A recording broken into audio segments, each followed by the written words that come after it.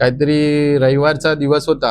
धंदा वगैरे करून आम्ही दुकान बंद करून मी आणि माझी बायको आलो. आम्ही लोक जेवलो बिवलो वगैरे आणि झोपलो. रात्री मध्यरात्री ना मला स्वप्न पडलं. अच्छा. स्वप्न पडलं ना की अख्खा काळोख आहे, अंधार आहे आणि आहे ना मी चालतोय रस्त्यानी आणि एक काळं पोरग एकदम एवढंच बारक, छोटी पोरं असतात ना 3-4 वर्षाची, तशी काळं पोरग होतं. जे डोळे वगैरे वाकडे होते, नाकातनं शिंपूट गळतोय, असं पोट वगैरे पुढे आलं, जसं हे उपोषण झालेलं पोर असतं ना तसं नागडच. ते येते माझ्या बरोबर येते आणि आहे ना एक ट्रक आला एकदम स्पीडला आणि थाड करणं त्या पोराला उडवलं. पोर लांब जाऊन पडलं.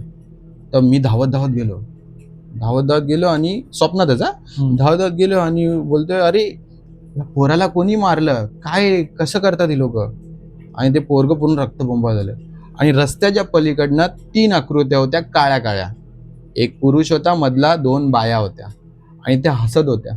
बोलतात, आता कसं उडवलं, आता मजा येईल, आता बघ तुझं कसं काय होणार सर्व.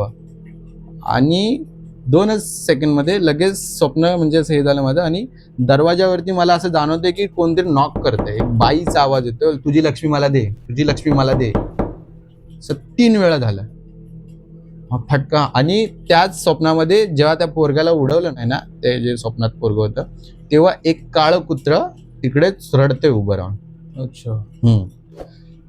रडतंय.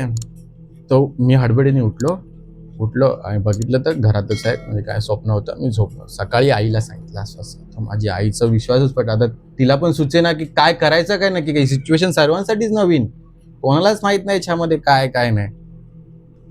मी दुकानावर गेलो दुसऱ्या दिवशी आणि दुसऱ्या दिवशी एक काळं कुत्र माझ्या दुकानावरती आलं.